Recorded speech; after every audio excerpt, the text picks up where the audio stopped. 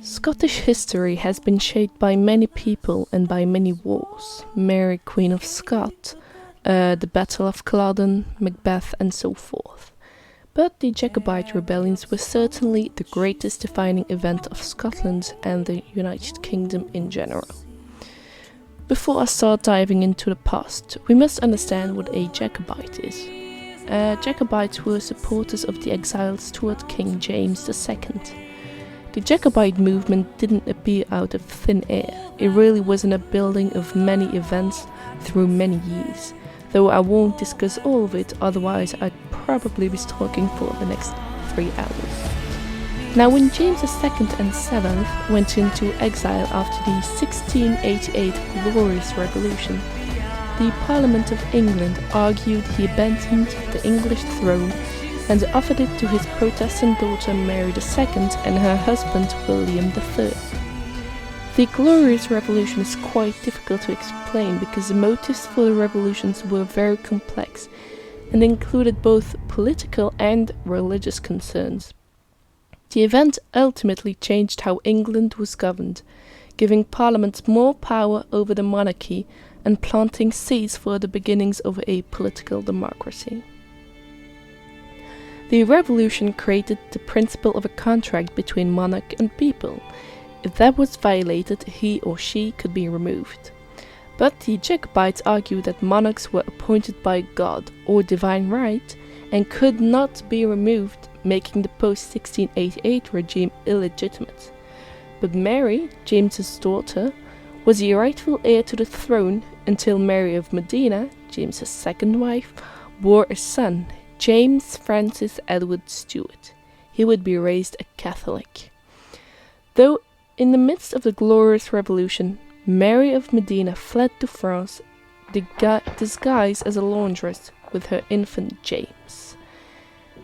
Now Mary, James's daughter, was actually a Protestant, and so that is why the first Jacobite rebellion was set into movement.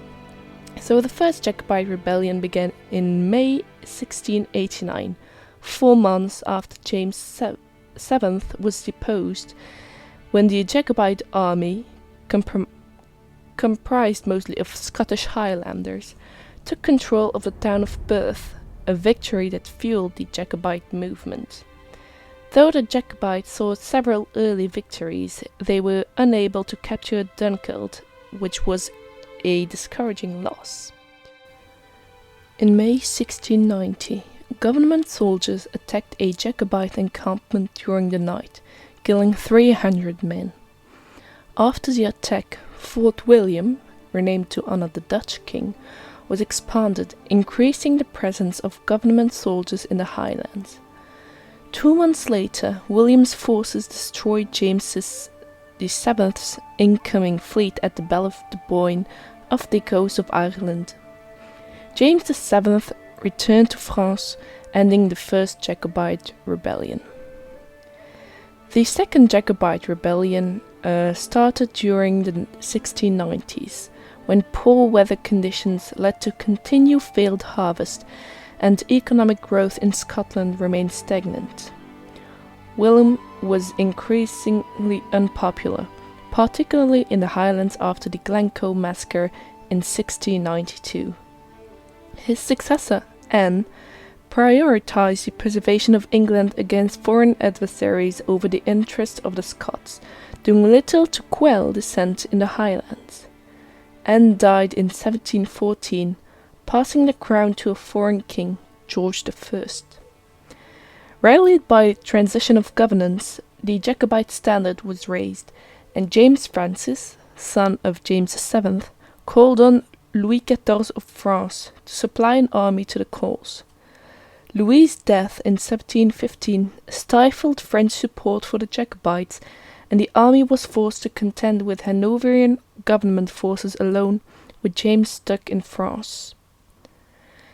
Hanoverian soldiers clashed with the Jacobites on November 13, 1715. The battle was considered a draw, but a Jacobite retreat turned it into a Hanoverian victory, ending the Second Jacobite Rebellion. During this time, young James would be brought up at the Château de Saint-Germain-en-Laye, which had been turned over from Louis XIV to the exiled king. Both the ex-king and his family were held in great consideration by the French king, who was his first cousin, and they were frequent visitors at Versailles, where Louis XIV and his court treated them as ruling monarchs. In June 1692, his sister, Louisa Maria, was born. On his father's death in 1701, James was recognized by the Sun King as the rightful heir to the English, Irish and Scottish thrones. Spain, the Papal States and Medina also recognized him as King of England, Ireland and Scotland, and refused to recognize William III, Mary II or Anne as legitimate sovereigns. As a result of his claiming to his father's lost thrones, James was attainted for treason in London on March 2, 1702, and his title was forfeited under English law. After the failed rebellion, James returned to live in papal territory where, thanks to his friend Cardinal Filippo Antonio Gualterio, James was granted a life annuity of 8,000 Roman scudi.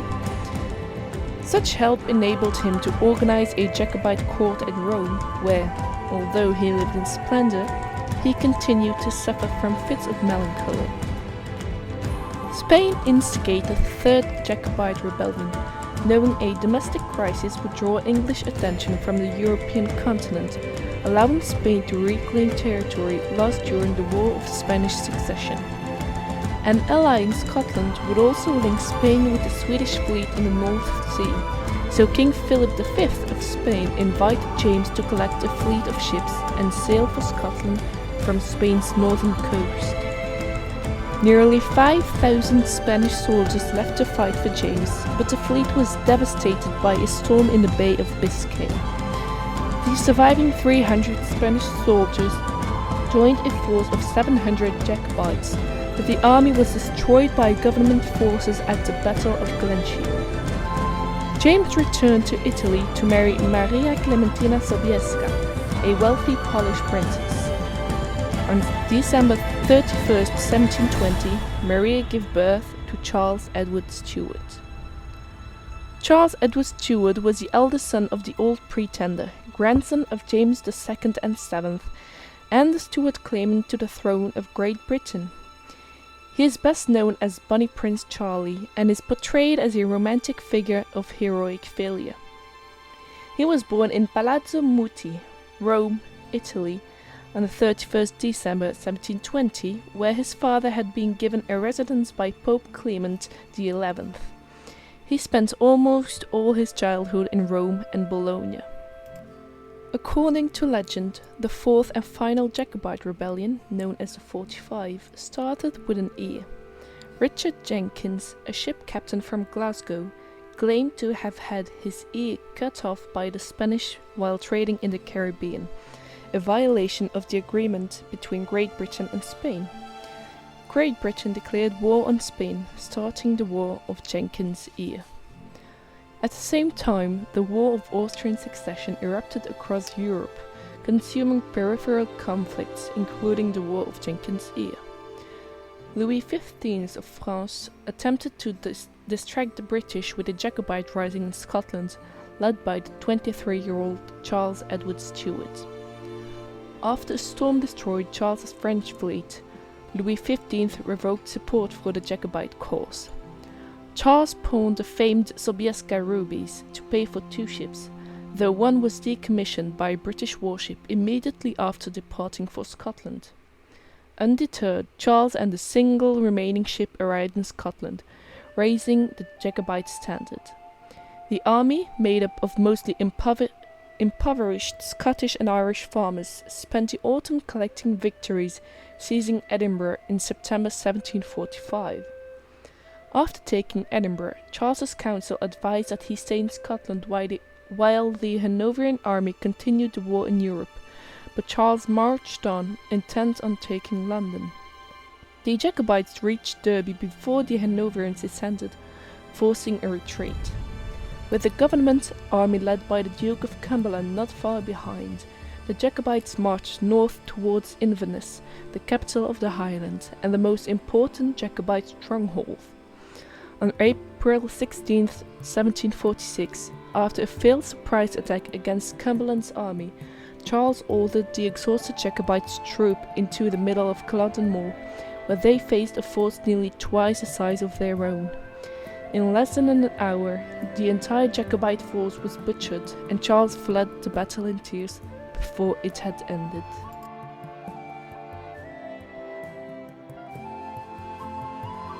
Sing me a song of a lass that is gone.